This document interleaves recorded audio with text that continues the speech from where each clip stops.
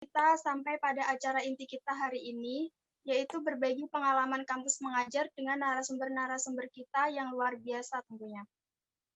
Oke, sebelum kita mulai sharing, saya akan bacakan CV dari narasumber pertama kita, yaitu Saudari Raudotun Safitri.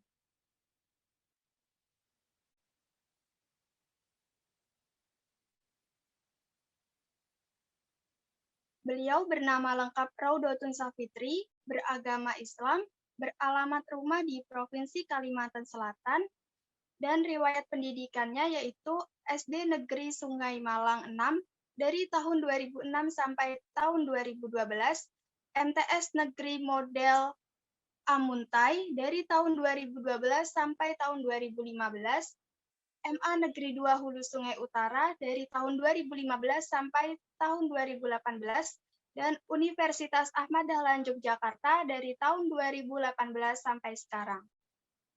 Pengalaman yang pernah dilalui oleh Mbak Raudotun banyak sekali, diantaranya ada anggota pengajaran di OSIS tahun 2015 sampai 2016, Koor PPBN di OSIS tahun 2016 sampai 2017, anggota keagamaan Dewan Ambalan tahun 2015 sampai 2016, sebagai sekretaris di Dewan Ambalan tahun 2016 sampai 2017, anggota PM di Himatika UAD tahun 2019 sampai tahun 2020, dan anggota Divisi Dana dan Usaha KMHSU Yogyakarta tahun 2019 sampai 2020.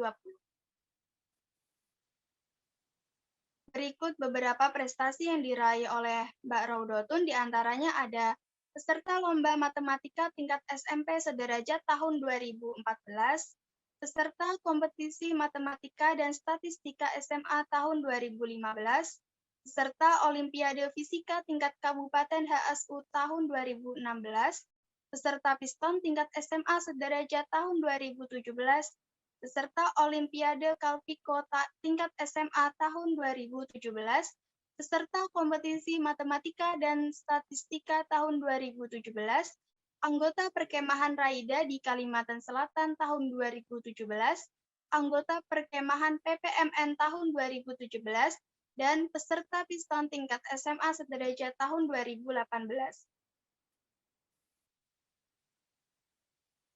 Oke, kalau begitu langsung saja kepada Kak Raudotun Safitri, kami persilahkan.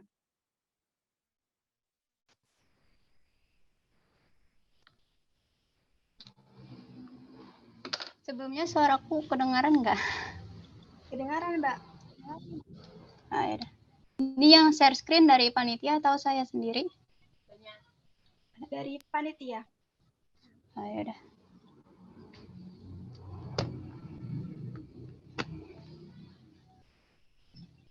Assalamualaikum warahmatullahi wabarakatuh. Waalaikumsalam warahmatullahi wabarakatuh. Di sini aku sedikit sharing tentang pengalaman selama ikut kampus mengajar. Sebelumnya mohon maaf aku nggak terlalu bisa ngomong formal banget ya, jadi biasa aja. Terus nanti mungkin selama aku sharing ada pertanyaan-pertanyaan nggak apa-apa, nanti tanyain aja pas di tengah-tengah. Nggak apa-apa sih, soalnya aku juga nggak terlalu banyak yang mau di sharing. Nanti Terus untuk tanya jawab di akhir, Mbak. Oh ya udah. Ya. Nah, untuk program kampus Merdeka ini sebenarnya nggak hanya kampus mengajar, tapi juga ada magang, terus pertukaran mahasiswa, terus proyek, dan masih banyak lagi. Tetapi di sini kan kita lebih fokus ke kampus mengajar karena emang aku juga baru pengalaman di situ. Terus untuk mahasiswa itu sebenarnya hanya dikasih jatah 1 kali dalam 1 tahun. Jadi kalau misalnya untuk tahun ini kamu mau ikut kampus mengajar, kamu nggak bisa lagi ikut yang lain. Tapi kalau misalnya mau coba ya silakan aja. Kalau misalnya mau coba ikut 2, mana tahu lulus. Kalau lulus ya alhamdulillah, kalau nggak lulus ya coba tahun depan. Terus next.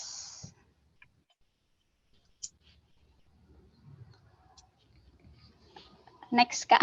Maaf.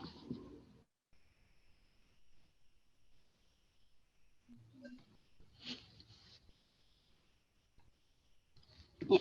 Untuk feedback kampus mengajar sendiri tuh benar-benar banyak banget ya, dari ilmunya, terus pengalaman, teman, relasi itu emang benar-benar banyak banget.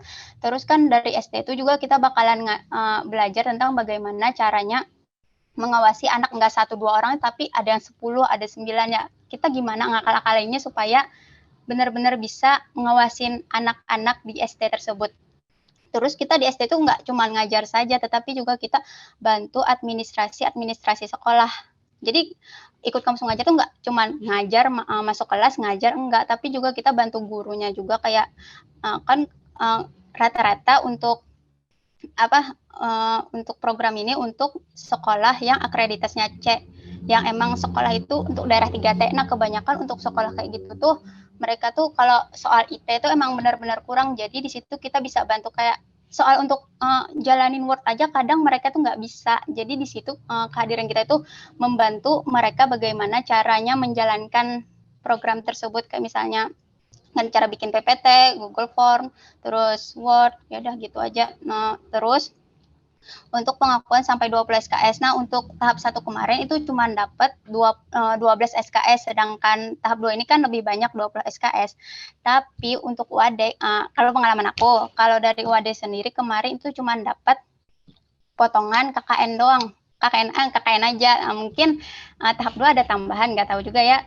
Kemarin kita cuma dibebaskan KKN, tapi kita tetap menjalankan kewajiban kayak ngerjain laporan KKN tetap, terus kayak kata Pak Joko tadi, kita tetap juga ngurus HKI. Ya pokoknya kita cuma nggak KKN, tapi kita tetap ngerjain laporan gitu. Terus untuk bantuan biaya hidup itu per bulannya dapat 1,2 juta itu per bulan. Terus untuk UKT kita cuma dapat bantuan untuk bantuan UKT itu kita dapat 1 semester maksimal 2,4 juta. Kalau lebih kita nambah, kalau kurang uangnya nggak dikembalikan. Tapi kayaknya kalau UAD nggak nyampe 2,4 juta, kalau lebih pun paling dikit. Terus kita juga kalau dari Kemendikbud kita itu dapat sertifikatnya itu katanya berguna untuk kita di dunia kerja. Apa lagi ya? Nah, next dulu. Next. Ya. Untuk waktu pelaksanaan program mungkin kayaknya kalian lebih tahu ya daripada aku. Jadi aku cuma sedikit sharing tentang pengalaman-pengalamannya aja. Untuk seleksi sendiri kemarin tuh seleksinya ada seleksi administrasi sama seleksi ngerjain soal. Kalau ngerjain soal itu sebenarnya soalnya tuh susah-susah gampang. Kalau gampangnya itu kayak soal sains, matematika itu gampang. Terus kalau susahnya itu soal-soal pendidikan. Karena kita emang dasarnya nggak dari pendidikan, ya emang benar-benar kita nggak bisa harus nyari Google. Tapi bisa kok kalau nyari Google, soalnya kan itu nanti online ujiannya. Jadi ya kita bisa nyontek Google. Tapi ya susah juga gitu. Terus untuk pembekalan sendiri, nah untuk pembekalan ini selama 1 minggu. Pembekalannya ini kayak kuliah biasa, kita lihat di Zoom biasa. Tapi mungkin kalian yang namanya di Zoom ya seperti kuliah, ya tinggalin ke kamar mandi, tinggalin tidur-tiduran. Ya saran aku nanti selama pembekalan ini benar-benar kalian perhatiin, jangan kayak kuliah ya. Kalian bisa tinggalin kemana saja, soalnya selama pembekalan ini benar-benar bekal kalian selama penugasan. Terus nah selama pembekalan ini kalian bakalan disuruh itu namanya ngerangkum hasil materi. Kalau misalnya dalam sehari itu ada 3 materi, ya udah kalian berarti harus ngumpul 3 rangkuman yang harus dikumpul ke MBKM. Itu hukumnya wajib. Terus susah sih bener kalau sama selama pembekalan ini, agak capean daripada penugasan, tapi terbayar aja selama penugasan. Terus untuk selama pembekalan ini kalian juga bakalan dikasih soal. Kalau soalnya itu nggak salah 40 soal tentang pendidikan, semua itu susah banget, serius susah. Aku aja kemarin ngerjain cuma 10 soal yang bisanya, terus sisanya itu cuma centang-centang aja, ya udah nggak apa-apa kan kita udah lulus. Soalnya itu nggak apa-apa sebenarnya. Kalau dari aku, nggak tahu sih kalau nanti kalian gimana, nggak tahu ya. Terus untuk pemberangkatannya, aku kurang tahu, soalnya kemarin kalau tahap 1 itu nggak ada pemberangkatan. Habis pembekalan ya udah langsung penugasan. Kalau di kalian kan ada pemberangkatan. Mungkin pemberangkatan ini maksudnya untuk yang mereka ditaruh di luar domisili.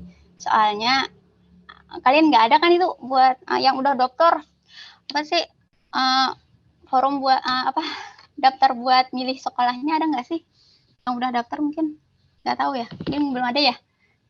Ya udah next sih. Terus untuk penugasannya sendiri, kalau tahap 1 kemarin itu kan cuma 3 bulan, terus untuk tahap 2 ini 4 bulan, lumayan itu 4 bulan. Jadi nanti kalian selama ikut kampus program, ikut kampus mengajar ini kalian dapatnya 4,8 juta. Lumayan kan. Aku sebenarnya ingin lagi loh ikut tahap 2 nih, soalnya kan untuk dananya juga lebih banyak. Terus kayak feedbacknya itu lebih banyak loh daripada tahap 1, tapi sayangnya aku nggak bisa ikut lagi. Beneran kalau ikut ini nggak nyesel, benar-benar nggak nyesel. Terus next, Mbak.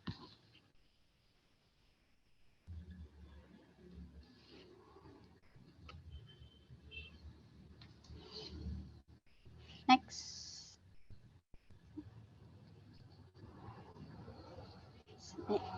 Untuk panduan pendaftaran itu ada di drive linknya. Sebenarnya kalian dapat linknya ini juga di MBKM juga sudah tersedia. Ini aku dapat di MBKM. Terus untuk persyaratan mungkin udah tahu, udah memenuhi semua kan. Terus untuk dokumen yang dipersiapkan untuk tahap 1 kemarin itu dokumen yang disiapkan tuh cuman rekomendasi dari dekan, transkrip nilai, surat keterangan pengalaman sama sertifikat prestasi. Sedangkan untuk tahap 2 sendiri kan ada tambahan untuk pernyataan komitmen, surat izin orang tua dan surat keterangan sehat. Nah, coba kalian cek deh di surat pernyataan yang udah download surat pernyataan. Surat pernyataan coba cek yang poin A sama surat izin orang tua poin kedua. Cek aja. Nah, kalian simpulkan sendiri aja. Aku nggak berani nyimpulin sendiri soalnya takut salah. Gitu. Tapi kalian cek aja dulu gitu. Soalnya kan kayaknya ini berbeda sama tahap 1 kemarin.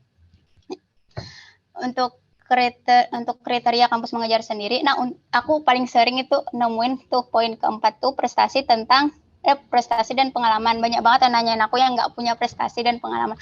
Aku pun nggak punya prestasi dan nggak punya pengalaman. Ya alhamdulillah aku lulus aja. Sebenarnya tidak semua orang yang tidak memiliki prestasi dan pengalaman itu lulus. Aku pun nggak punya prestasi dan pengalaman, tapi diprioritaskan orang yang memiliki prestasi dan pengalaman. Terus ini ada dokumentasi yang sudah aku bilang tadi kan, kita tuh nggak hanya cuma ngajar, tetapi juga kita bantu administrasi. Terus, kalian ini kan masa pandemi otomatis nanti SD-nya diliburkan, kan? Apalagi masa COVID online kan. Jadi kan nggak mungkin kalian selama 4 bulan itu cuman bantu administrasi.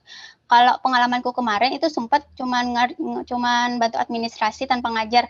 Itu kerjanya cuman duduk kalau nunggu disuruh baru kerja. Kan nggak enak kan kalau 1 minggu tuh kerjanya cuma 4 hari, tapi kita dapat gajinya full. Jadi ya udah kita putar otak gimana caranya kita tuh nggak diam aja, kita tuh tetap murid-murid ini tetap masuk sekolah tetapi mematuhi protokol kesehatan. Akhirnya kita berunding juga sama kepala sekolahnya itu untuk muridnya sendiri kita turunkan, tetapi dalam 1 hari itu cuma 1 kelas. Kalau misalnya itu tergantung jadwal kuliah, soalnya kan ini tabrakan sama jadwal kuliah. Kalau misalkan aku ada partner ya nih, satu SD itu kita nggak sendiri, tapi ada temannya juga. Kalau aku kemarin 7 orang dalam 1 SD. Jadi kan kalau misalnya dalam 1 hari itu cuma ada 2 orang yang tidak kuliah, berarti hanya ada 1 kelas saja yang masuk. Sedangkan untuk kalau misalnya lebih dari 4 orang sehari itu yang tidak kuliah, maka sehari itu 2 kelas. Jadi sistemnya gini loh. Bentar. Misalnya nih, yang dimasukkan hari Senin itu kelas 1. Jadi kelas 1 itu ada 10 murid. Dibagi 2 kan 5-5, otomatis kita membutuhkan 2 guru. Jadi 1 guru itu ngajar maksimal itu 6 murid, jadi 5-5. Untuk ngajarnya pun kita dilakukan di luar ruangan, soalnya dari dari atasan juga tidak memperbolehkan di dalam kelas. Jadi kami melakukannya di luar kelas. Misal kayak terserah kalian mau ngerjainnya di mana. Nah, kalau aku sendiri kemarin tuh di rumah salah satu guru sama di lingkungan masjid. Terus dibagi-bagi kelompoknya untuk kuliahnya, untuk sekolahnya sendiri belajarnya sendiri itu sebenarnya materi protokol kesehatan itu kan di foto sebelah kiri atas itu murid kelas 1. Mungkin kalian lihat mereka nggak pakai masker. Sebenarnya aku tuh udah nyuruh mereka tuh pakai masker, namanya kelas 1, kelas 2 itu kelas 1, kelas 1, kelas 2, kelas 3 itu mereka tuh agak susah kalau disuruh pakai masker. Coba aja disuruh nanti lepas lagi, suruh lagi lepas lagi, udah gitu aja akhirnya ya udah gitu mereka nggak pakai masker. Kalau pulang baru disuruh pakai masker. Soalnya kan aku juga nggak mungkin ya bentak mereka buat nyuruh pakai masker. Mereka nggak bisa dibentak, soalnya kalau dibentak mereka nangis. Terus untuk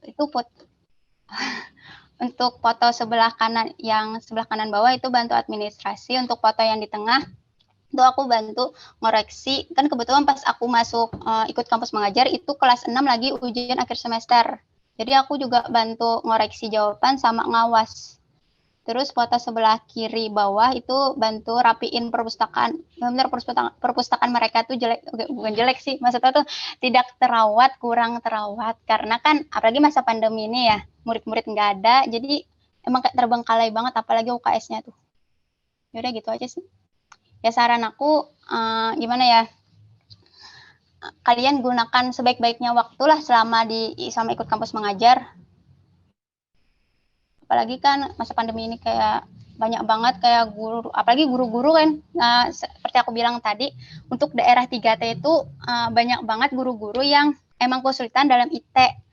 Bahkan untuk ya minimal kalian ngajarin lah bagaimana caranya gunain Google Meet, terus apa ya buat isi form itu, Google Form itu, terus PPT juga lah, PPT Word ya sejenisnya kayak gitulah, itu minimal bantu. Terus next. Untuk tahap 2 ini lumayan banyak ya, ikut kemarin tahap 1 tuh cuma dikit. Tahap 1 kemarin kalau nggak salah kami cuma 6 orang, tapi tahap 2 ini kayaknya banyak yang ikut. Terus juga teman-temanku yang kemarin aku suruh ikut di tahap 1 itu, mereka berminatnya baru di tahap 2, padahal aku udah ngajak dari tahap 1 kemarin, tapi mereka baru ikut di tahap 2 ini, nggak tahu juga kenapa hati mereka terbuka jadi ingin ikut. Jadi ya aku saranin ikut deh, soalnya benar-benar gak nyesel kalau ikut, feedbacknya banyak banget. Terus kamu juga mungkin dari beberapa mata kuliah bakalan diistimewakan. Aku belum merasakan itu. Kamu bakalan diistimewakan oleh beberapa dosen. Udah gitu aja. Pokoknya gak nyesel, jangan lupa daftar. Semangat. Wah, menarik sekali ya teman-teman sharing dari Kak Rodoton. Terima kasih kepada Kak Rodoton atas sharingnya. Untuk teman-teman yang ingin bertanya, boleh disimpan dulu pertanyaannya, nanti kita akan ada sesi tanya-jawab di akhir. Nah, tadi kan kita sudah mendengarkan pengalaman luar biasa dari Kak Rodotun Safitri. Teman-teman yang masih ingin mendengarkan pengalaman lain, kita masih punya satu narasumber yang nggak kalah menariknya, yaitu dari Saudari Rofifa Zaki Hanifah. Sebelumnya kita kenalan dulu dengan Kak Rofifa Zaki Hanifah. Saya akan membacakan CV dari beliau.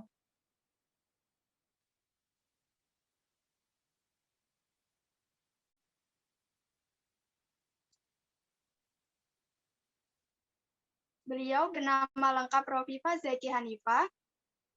Riwayat akademisnya Universitas Ahmad Dahlan dengan prodi Matematika dari tahun 2018 sampai sekarang.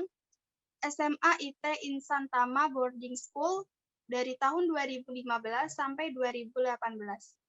Beberapa prestasi yang diraih oleh beliau diantaranya meraih beasiswa Kampus Merdeka, Kampus Mengajar Angkatan Pertama tahun 2021, dan meraih pendanaan PKM 5 bidang di PKMK tahun 2020 dengan judul Sains Isi sebagai media pembelajaran ilmu pengetahuan anak usia 9-12 tahun.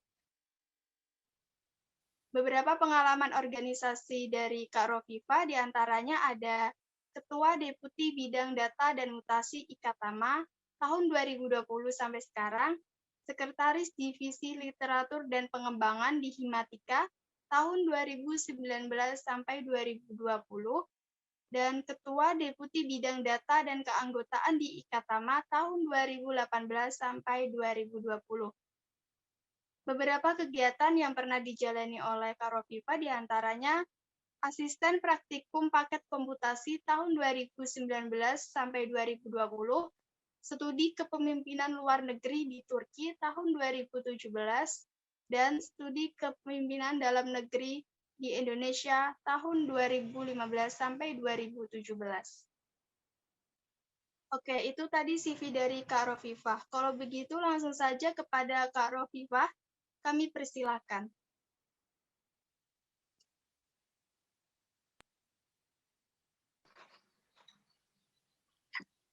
Oke, sebelumnya suara aku kedengeran nggak? Kedengaran, Kak. Oke, kedengeran ya. Bismillahirrahmanirrahim. Assalamualaikum warahmatullahi wabarakatuh. Waalaikumsalam warahmatullahi wabarakatuh. Wah, yang jawab cuma satu nih, padahal siang-siang ya, dan ini ada 50 orang ya, 49 orang, harusnya semangat dong. Kan kita mau daftar kampus mengajar angkatan 2 nih. Oke, kita ulang lagi ya. Assalamualaikum warahmatullahi wabarakatuh. Waalaikumsalam warahmatullahi wabarakatuh. Oke, alhamdulillahirrabbilalamin, alhamdulillah nahmadu wa nasta'inu wa nastaghfiruh wa na'udzu billahi min syururi anfusina wa min sayyiati a'malina may yahdihillahu fala mudhillalah wa may yudhlil fala hadiyalah. Asyhadu an la ilaha illallah wa asyhadu anna Muhammadan abduhu wa rasuluh la nabiyya ba'dah. Oke, makasih teman-teman semua yang sudah menyempatkan waktunya hadir ya untuk mendengarkan sharing session, sharing dari Mbak Raudatun Safitri dan saya gitu di kampus mengajar angkatan 1. Nah, semoga nanti hasil sharingnya bisa bermanfaat ya dan menambah semangat teman-teman semua.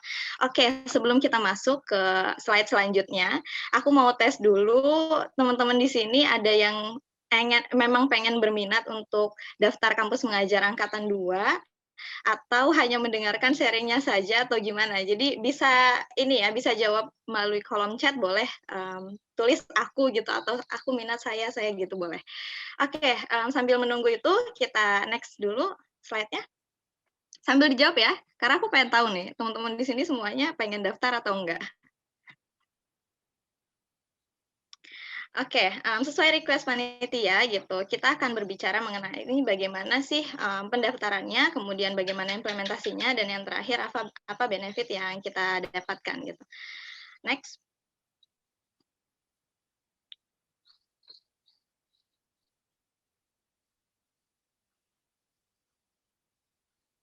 Oke, udah ada ya beberapa yang jawab. Semangat nih sepertinya nih buat ikut kampus mengajar angkatan 2. Panitia bisa next slide-nya. Tadi mungkin sudah sedikit ya di-share oleh Mbak Fitri dan saya akan sedikit juga menambahi gitu karena pendaftarannya juga kalian bisa cek ya di webnya sendiri dan kalian kalau mau mudah gitu ngelihat di Instagramnya juga ada @kampusmengajar. Nah, kita perlu tahu dulu sebelumnya kampus mengajar ini adalah salah satu program dari Kampus Merdeka. Nah, makanya tadi di Mbak Fitri juga udah bilang tuh kalau programnya Kampus Merdeka ini, programnya Pak Nadiem gitu ya, itu tidak hanya satu, tetapi ada magang gitu, studi independen gitu, dan lain sebagainya gitu. Nah, tujuannya adalah ingin membantu meningkatkan kualitas dan pemerataan pendidikan di sekolah. Waduh, ketutup. Oke, kemudian yang kedua, berkontribusi sebagai agen perubahan untuk tantangan pendidikan Indonesia. Kemudian yang ketiga, menjadi mitra guru untuk berinovasi dalam pembelajaran literasi, numerasi, serta adaptasi teknologi selama SD dan SMP selama 1 semester. Kemudian yang terakhir adalah mengasah keterampilan sosial, yaitu empati, komunikasi, kepemimpinan, kreativitas, pemecahan masalah, inovasi, dan kreativitas. Nah, kenapa sih Mas Nadiem ingin mengantarkan mahasiswa gitu ya untuk mendidik langsung anak-anak SD dan SMP. Kalau angkatan 2 ini SD dan SMP ya, selama 1 semester. Kalau di angkatan 1 itu sedikit berbeda karena kami hanya SD saja gitu. Kalau kalian nanti insya Allah katanya numerasi sains ya. Literasi, numerasi, matematik, dan sains. Nah, kami di sini 3 bulan gitu. Kalau kalian selama 1 semester, nah ini lumayan lama juga. Tapi insya Allah pengalaman yang diperoleh akan berbanding lurus dengan apa yang kalian usahakan. Oke, bisa next. kita langsung masuk bagaimana sih cara mendaftarnya. Kalian udah bisa cek dari sekarang gitu, atau sudah juga ada yang langsung cek gitu, atau udah ada beberapa juga yang daftar. Ini saya langsung screenshot aja dari web ya, web dari Kampus Merdeka. Kalian bisa kampusmerdeka.kemendikbud.go.id, terus kalian bisa masuk pakai akun UAD. Karena insya Allah mahasiswa UAD itu sudah terdaftar ya di data kementerian. Oke, next.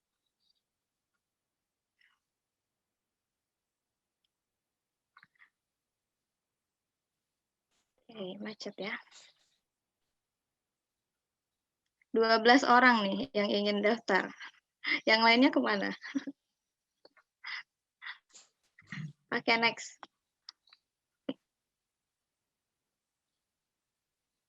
Nah, nanti kalian bisa masuk, kemudian langsung pencet yang ini aja, yang akun, terus daftar di kampus mengajar. Ini rada cepat aja, nggak apa-apa.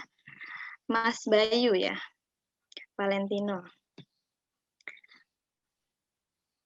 Ini bisa di next lagi.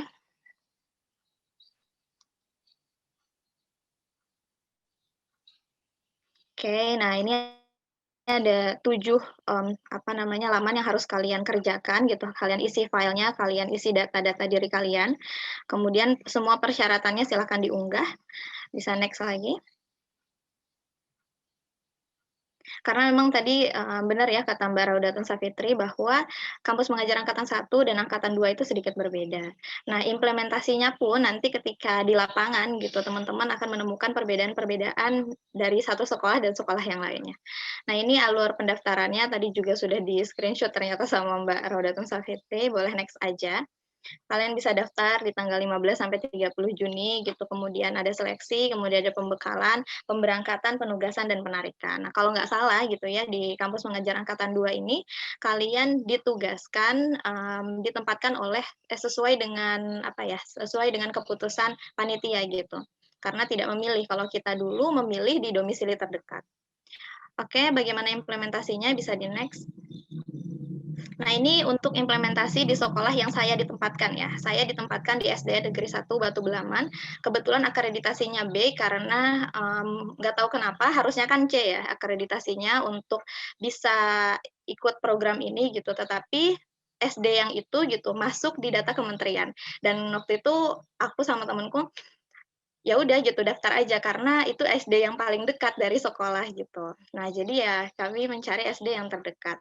Nah, ini waktu kami setelah selesai pembekalan gitu, kemudian kami izin pamit kepada dinas gitu untuk dinas pendidikan ya untuk terjun ke lapangan karena kita juga minta surat dari dinas gitu untuk ke sekolah.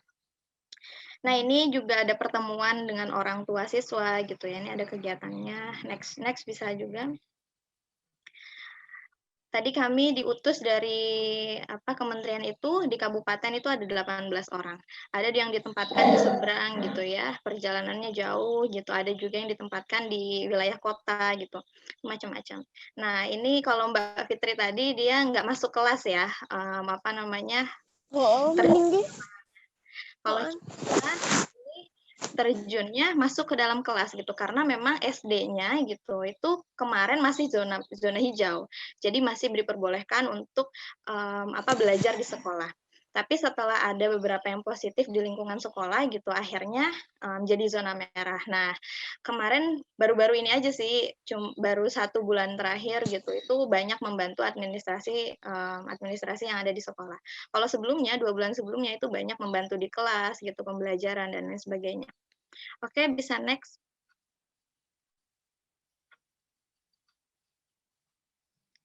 Selain membantu dalam mengajar, kita juga tadi ya membantu administrasi sekolah, kemudian yang terakhir kita membantu adaptasi teknologi. Makanya tadi Mbak Fitri bilang kalau mengajarkan sedikit lah mengenai Microsoft Word gitu, kemudian PowerPoint, kemudian Google Form gitu. Nah, ini pembelajaran yang saya terapkan gitu, ada yang menggunakan permainan gitu dengan gambar-gambar. Nah, kalau yang kiri bawah ini saya sedang melatih olimpiade gitu karena mereka tanggal 24 ini ikut olimpiade. Oke, next.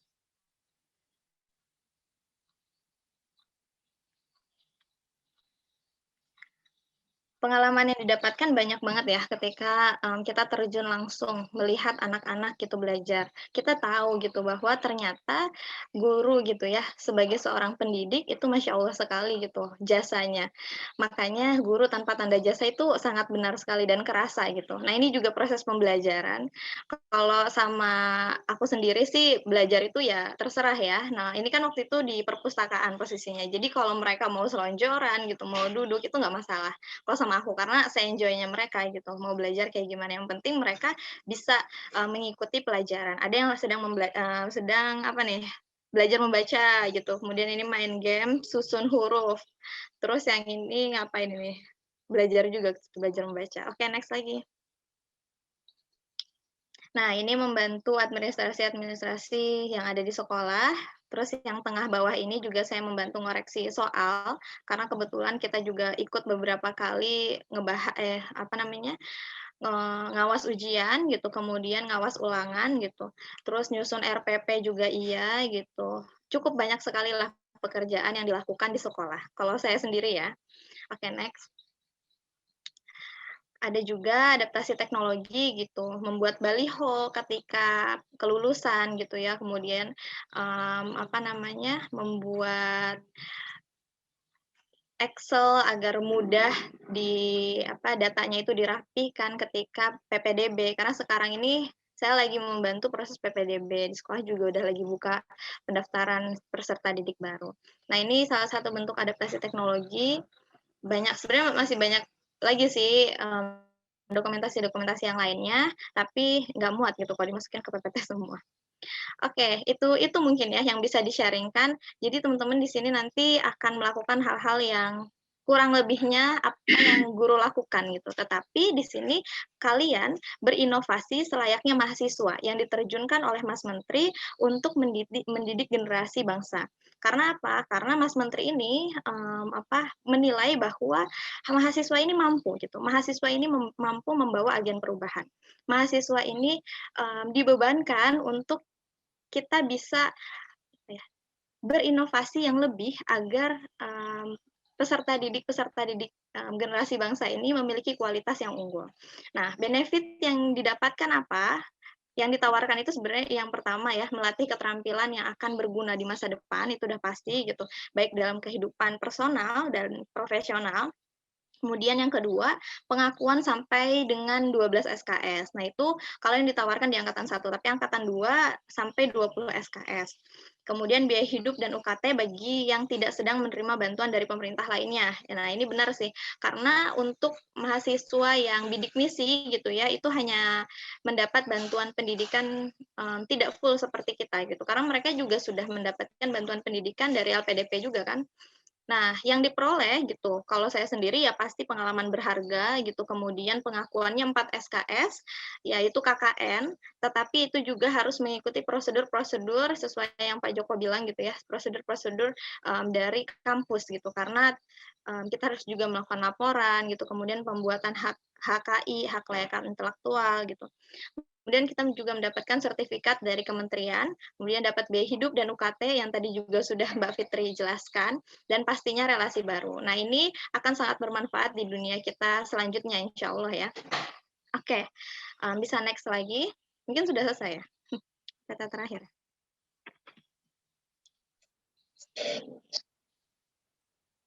Oh iya, udah selesai.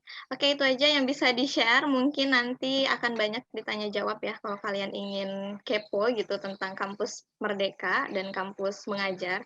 Dan di sini khususnya kampus mengajar sih. Oke, sekian dari saya. Assalamualaikum warahmatullahi wabarakatuh. Waalaikumsalam warahmatullahi wabarakatuh. Luar biasa sekali ya teman-teman pemateri kita yang kedua ini.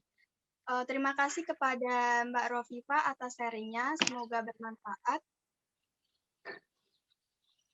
Gimana nih teman-teman mulai tertarik ya setelah mendengarkan pengalaman dari narasumber-narasumber kita?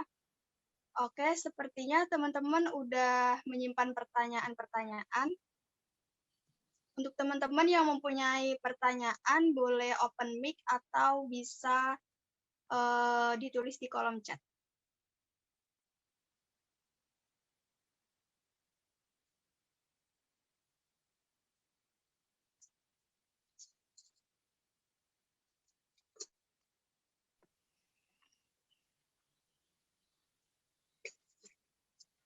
Ayo nih, mana pertanyaannya buat yang pengen daftar kampus mengajar angkatan 2? Semangat daftar. Oke, by the way beda ya, setiap sekolah itu pasti beda-beda gitu pengalamannya. Karena tadi Kak Fitri juga kan beda kan, terus aku juga beda. Terus ada juga beberapa mahasiswa yang lain yang Masya Allah gitu ya, keren banget. Ada yang sampai dia itu nginap di kosan gitu. Kemudian ada juga yang sampai menempuh perjalanan itu berlika-liku lewat jalan yang becek, lewat jalan yang bukan aspal gitu, dengan motor yang penuh tanah liat gitu ya. Itu banyak banget pengalaman-pengalaman lainnya. Mungkin itu juga sih jadi bahan pertimbangan kenapa bantuan biaya hidup kita naik ya. Ya Fitri ya. Aslinya kita itu mendapatkan bantuan itu kalau nggak salah 700 ya, 1 bulan gitu. Kemudian mungkin panitia melihat laporan-laporan teman-teman yang Masya Allah gitu ceritanya beraneka ragam gitu. Karena kita ditugaskan ini ada 15.000 mahasiswa yang terjun ke lapangan langsung gitu seluruh Indonesia. Jadi ayo nih semangat teman-teman semua. Ini ada yang bertanya, Mbak. Dari Safira Kartika, Universitas Tidar. Tadi disebutkan bahwa bantuan biaya hidup, tapi bagi yang tidak menerima bantuan. Nah, apakah yang menerima bidik misi masih bisa ikut nikah?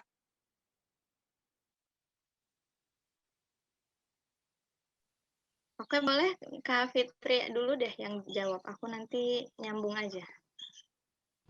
Oke. Untuk yang bantuan apa tadi bidik misi ya. Untuk bidik misi pun dapat, tapi bidik misi cuma dapat 500.000 potongan. Kan kalau yang non bidik misi itu dapat 1,2 juta. Terus yang bidik misi untuk tahap 1 kemarin itu dapat 500.000. Soalnya 700.000-nya udah dapat kan per bulannya di luar kampus mengajar. Jadi cuma 500.000 menyesuaikan untuk yang ikut kampus mengajar. Jadi kan nanti sama aja 1,2 juta. Terus untuk bantuan UKT udah dibayar sama kampus jadi nggak dapet. Udah, mungkin Kak Rofi bisa tambahin. Oke, iya ya. Jadi tadi yang sudah dijelaskan Kak Fitri, kemudian bantuan UKT itu langsung masuk ke kampus. Jadi bukan masuk ke rekening pribadi. Kalau bantuan biaya hidup yang per bulan itu masuk langsung ke rekening pribadi. Jadi tanpa perantara kampus. Begitu. Jadi kalau yang UKT langsung masuk ke rekening kampus dan langsung dipotong ke semester kita selanjutnya. Kalau yang angkatan aku sama Fitri berarti semester depan, yang semester ganjil 2021-2022. Oke, begitu ya Mbak MC. Oke, makasih Mbak. Nih, lanjut ada dari Janin Diha. Saya izin bertanya, apakah kami akan menuliskan laporan akhir dan itu berupa apa? Oke, kalau dari web kementerian gitu ya, ada namanya akun MBKM. Nah, itu tuh kita menuliskan laporan-laporan harian, logbook harian. Kemudian ada laporan mingguan. Jadi setiap minggu kita menuliskan laporan gitu. Kemudian ada laporan akhir. Tapi ada juga sebelum laporan mingguan itu ada laporan awal. Rencana-rencana kita apa yang akan kita lakukan selama di sekolah. Selama 3 bulan. Waktu itu kami 3 bulan. Nanti mungkin kalian 1 semester.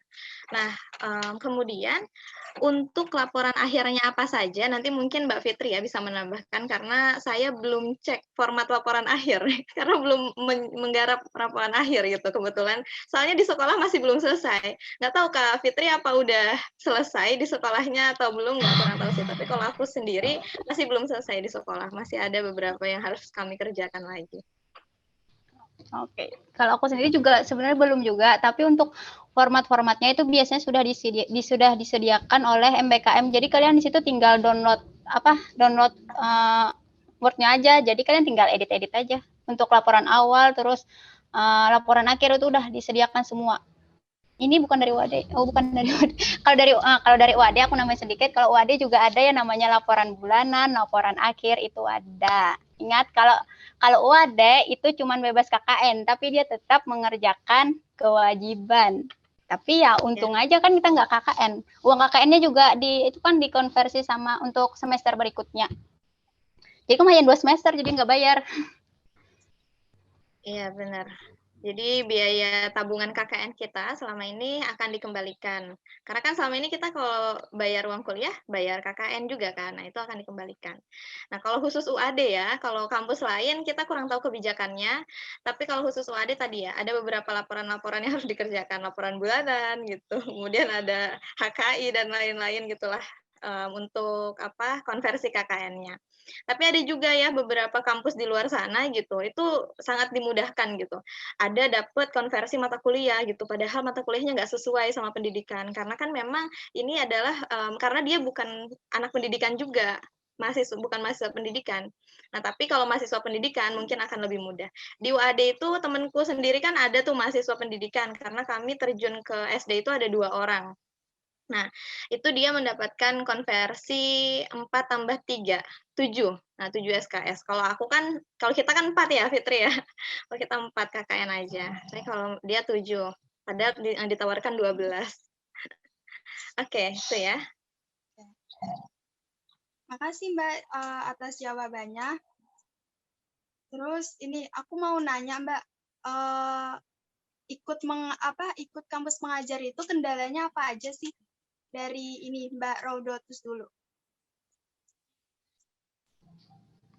Kendalanya ya, kalau kendala sendiri tuh fasilitas, kalau juga jujur kan kalau namanya sekolah 3T ya, untuk fasilitas tuh benar-benar kurang. Terus kayak kemarin aja ya, aku waktu baru datang aja itu printer rusak, terus kayak laptop ya kayak gitulah, terus perpustakaannya tidak terawat, UKS tidak terawat, di situ sih kendalanya. Jadi otomatis aku di sana nggak cuma bantu administrasi tuh, tapi juga ikut bersih-bersih. Kan itu seharusnya ya bukan tugas kami ya. Gimana sih maksudnya? Emang bukan tugas kami, kayak bersih-bersih itu emang tugas dari kebersihan, tapi itu aku dan teman-teman yang ngerjain kayak UKS, perpustakaan itu kami yang ngerjain.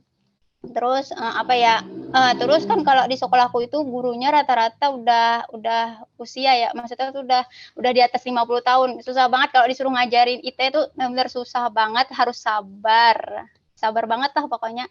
Jadi kalau buat ngerjain bantu ngajarin IT itu kebanyakan kami ngajarinnya untuk guru-guru yang muda. Kalau guru-guru yang tua itu benar-benar susah. Bukan yang tua sih, maksudnya udah 50 tahun ke atas itu udah susah banget.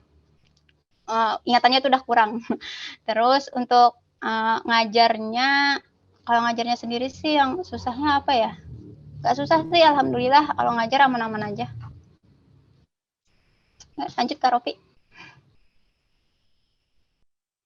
Oke, lanjut ya. Kalau dari aku sendiri, kendala sebenarnya kalau dari sekolah, kalau Fitri kan bilang ada printer rusak, UKS berantakan gitu-gitu kan. Nah, kalau di aku kan karena kebetulan akreditasinya itu sekolahnya B, jadi kan rada bagus nih sekolahnya. Jadi sekolahnya rada bagus, fasilitasnya juga bagus, dan guru-guru di sana gitu ya, kepala sekolahnya itu baik-baik semua. Jadi kita tuh nyaman gitu ada di sana. Nah, paling kita tuh kalau bersih-bersih itu juga sama sih, tapi itu gotong royong, semuanya mengerjakan. Kepala sekolahnya lumayan tegas gitu, ibu-ibu tapi, tegas banget. Bersih-bersih gitu ya, kemudian, adaptasi teknologinya juga mudah karena ada TU yang juga bisa, pakailah software-software itu udah bisa make gitu. Jadi kita nggak perlu repot-repot, susah untuk ngajarin dan lain-lain, paling kita cuman mendampingi beberapa hal kalau ada pertanyaan, "Mbak tolong ini dong," gitu, "Mbak tolong," nah banyaklah mungkin pertolongan-pertolongan itu juga. Karena kalau aku sendiri ya, terjun itu hari Senin sampai hari Sabtu, itu dari jam 7 pagi sampai jam 12 siang. Jadi full. Nah, maka dari itu gitu ya, kendala yang kedua yang kurasakan gitu, pertama kendala diri sendiri jadinya. Kuliahku, kadang kalau di kuliah pagi gitu ya, itu suka masuk gitu ya, tapi kadang suka, aduh gimana nih gitu sambil ngajar gitu. Nggak enak juga kita tiba-tiba guru yang senior kan minta tolong, "Mbak, bisa minta tolong nggak ke kelas ini?" gitu, ke kelas 4 atau ngajarin matematika tentang ini gitu. "Oh iya Bu," gitu kan nggak enak ya udah dimintain tolong, akhirnya ya udah oke gitu. Ya itu sih, jadi harus pintar-pintar bagi waktu antara, kegiatan kampus mengajar dan kegiatan perkuliahan. Sebenarnya pada dasarnya boleh diperbolehkan gitu ya, dan Mas Menteri itu juga tidak harus kita kampus mengajar fokus gitu, enggak. Tapi kalau ada perkuliahan, kita harus ikut perkuliahan seperti biasa gitu. Ya seperti itulah, harus pintar bagi-bagi waktu. Oke, ini Kak, ada lagi pertanyaan dari Sela Fauzia. Kak, izin bertanya, apakah ada tips dari Kakak untuk lolos pemberkasan seperti itu? Seperti kita milih sekolahnya tuh, harus ada kriterianya atau gimana?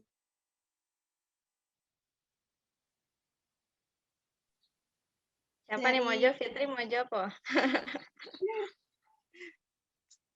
Kamu aja dulu, Rok, bulan-bulan. Oke, kalau tips khusus sih kemarin ya gimana ya tipsnya? Nggak tahu. Kalau milih sekolah.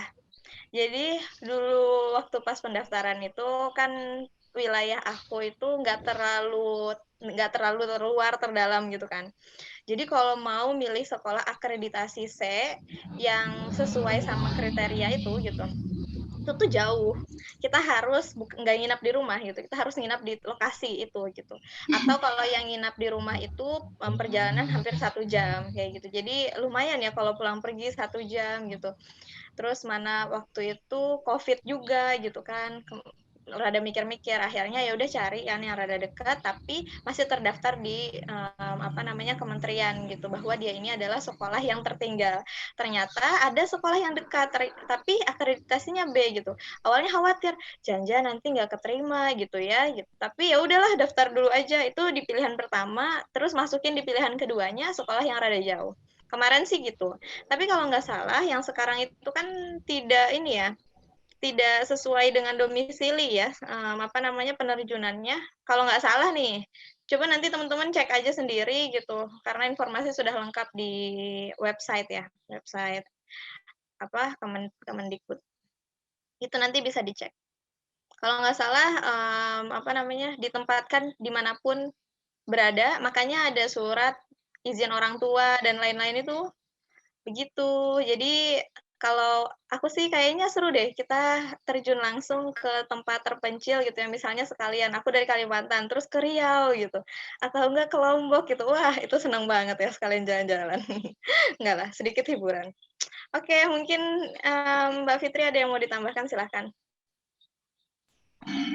Untuk lolos pemberkasan itu ya dari sananya nilai pemberkasan. Tapi saran aku sebelum ngirim itu mending dicek dulu pemberkasannya. Soalnya pengalaman tahap 1 kemarin temanku ada yang nggak lulus di pemberkasan karena tidak lengkap. Kemarin dia kurang surat baik kita disuruh surat keterangan baik ya. Pokoknya itu dia ada yang kurang 1. Itu ya periksa lah, pokoknya jangan merasa udah pas ya udah langsung kirim. Aku saranin cek dulu. Terus untuk pemilihan sekolah ya karena kalian nggak bisa milih, aku nggak bisa ngasih kriteria. Udah. Semangat. Semangat ya teman-teman.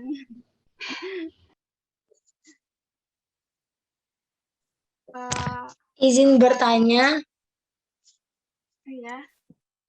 Berarti kalau surat baik itu surat catat dari itu dong, kepolisian ya? Oh bukan, dari itu dari kampus. Nanti kamu minta ke TU kan, kamu udah ngisi itu kan sama yang kemarin itu loh di grup. Itu udah surat rekomendasi sama surat keterangan baik itu udah 2 double. Udah dapat 2 kok. Oh gitu ya, udah makasih ya. Kirain surat dari kepolisian.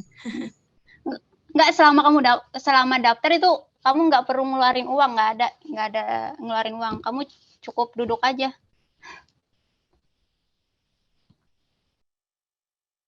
Jangan lupa daftar ya, Ndang.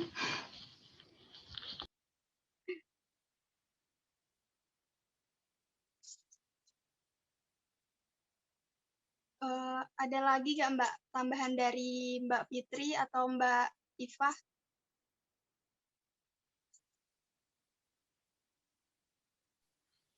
Tambahan apa ya? Oke, mungkin sedikit ya tambahan gitu.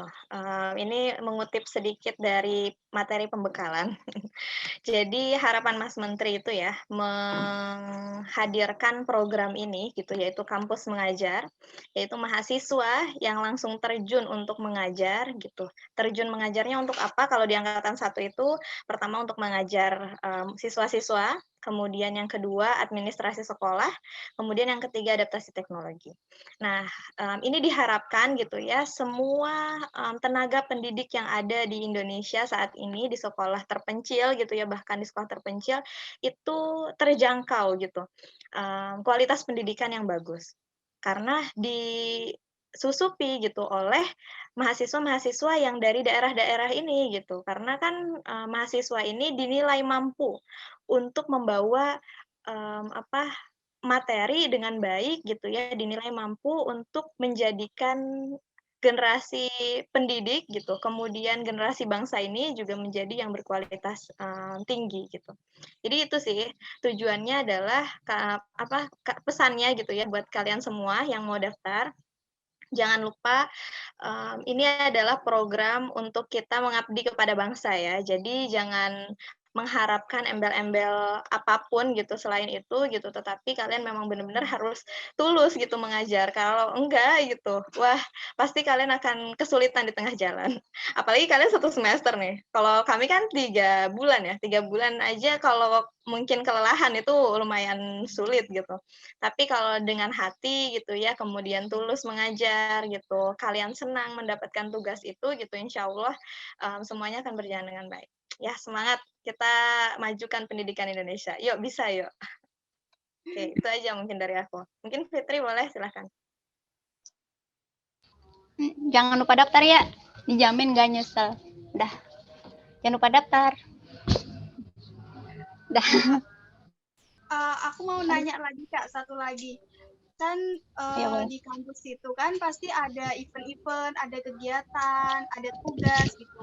Nah, sedangkan Mbak Fitri sama Mbak Ipa kan pasti ini ya masih ngejalanin itu, yang pengabdian itu. Nah, gimana caranya buat bagi waktu antara kuliah sama buat kampus mengajar itu? Rofi dulu jawab, bisa Rofi apa aku? Oke. Sok mangga terserah, mau Fitri nggak apa-apa. Rofi aja dulu, Rofi aja. Ya, aku dulu ya. Jadi kebetulan gitu, kalau di aku sendiri, tapi mungkin beda ya sama mahasiswa lain. Mungkin ada tuh temen aku yang satunya juga dia ke sekolahnya 1 minggu cuma 2 kali gitu. Nah itu ada. Tapi kalau aku sendiri itu setiap hari dari Senin sampai Sabtu dan dari pagi jam 7 sampai jam 12 siang. Nah, pasti kan waktu luangnya itu adalah ketika setelah zuhur gitu ya sampai malam. Belum lagi kita ada kuliah siang, ada yang kuliah sore gitu. Kemudian ada tugas-tugas juga. Sebagaimana kita mahasiswa, kita juga harus menjalankan tugas-tugas itu dengan baik gitu. Nah, kalau aku sendiri berprinsip begini, kalau kita sudah memilih sesuatu gitu, kita harus rela waktu kita menggantikan sesuatu yang sudah kita korbankan. Misal kita memilih kampus mengajar, kita kan berarti menyediakan waktu nih untuk kampus mengajar kan dari pagi sampai siang. Sedangkan dari siang sampai sore misalnya kuliah, terus malamnya ya aku nugas gitu. Walaupun misalnya aku mengerjakan tugas sampai jam 2 malam gitu, sampai jam 3 malam gitu. Karena aku sudah memilih, konsekuensinya ya itu gitu. Kita harus tanggung jawab sama pilihan kita. Kalau aku itu sih, jadi kita harus emang bener-bener ya udah dibagi-bagi aja waktunya. Pusing enggak ya, kadang-kadang pusing gitu. Tapi ya dijalanin aja. Ya semangat. Nggak tahu deh kalau Fitri gimana? Semangat ya kalian semua. Insya Allah bisa kok, mahasiswa lah. Kalau aku sendiri tuh untuk kegiatannya sendiri, untuk kampus mengajar itu menyesuaikan waktu jam kuliah. Kalau misalnya kita kuliah pagi, ya udah kita nggak ngajar. Ya pokoknya kita kalau kuliah pagi itu dinonaktifkan sementara. Alhamdulillah teman-temanku pada baik semua. Pokoknya kalau kuliah benar-benar kita nggak ganggu. Terus kalau misalnya kalian mau ngerjain tugas, ya boleh aja, mereka paham kok. Soalnya kan teman-temanku juga mahasiswa. Ya udah paham aja kalau kita ada tugas banyak, terus praktikum, terus kuliah, ya paham aja sih. Sebenarnya kalau kalian gimana ya, toleransinya baik ya baik-baik aja bakalan aman. Terus kalau misalnya mau, kan tadi katanya ada yang 1 minggu tuh 3 hari, 2 hari. Nah itu tergantung sekolah kalian. Kalau sekolahku kemarin pernah nerapin tuh 1 minggu itu masuknya cuma 3 hari, tergantung bebas kita mau milih apa. Tapi ya karena seru di sekolah, jadi akhirnya tiap hari masuk. Awalnya kan cuma 3 hari sekali, cuma 1 minggu itu 3 kali. Tapi ya karena emang nggak bisa jauh-jauh dari sekolah ya, emang seru banget, sumpah seru banget. Jadi ya tiap hari, tapi alhamdulillah gak ganggu kok, beneran gak ganggu. Selama kalian pintar bagi waktu. Semangat. Berarti itu bebas ya Mbak pilih harinya. Sebenarnya bebas sih.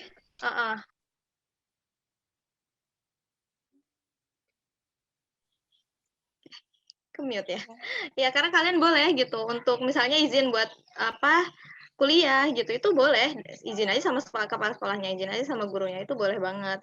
Nah tapi kebetulan kalau Fitri kan ada 7 mahasiswa ya, jadi bagi-baginya enak. Kalau aku kebetulan cuma ada 2 mahasiswa diterjunkan itu, apalagi ada tuh temanku yang satunya tuh cuma 1 mahasiswa gitu, waduh itu banyak banget tuh kerjaan yang harus dilakukan.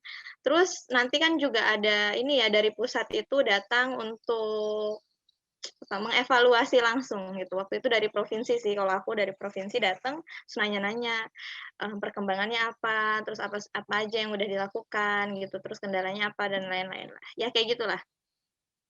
Ada evaluasi dari pusat.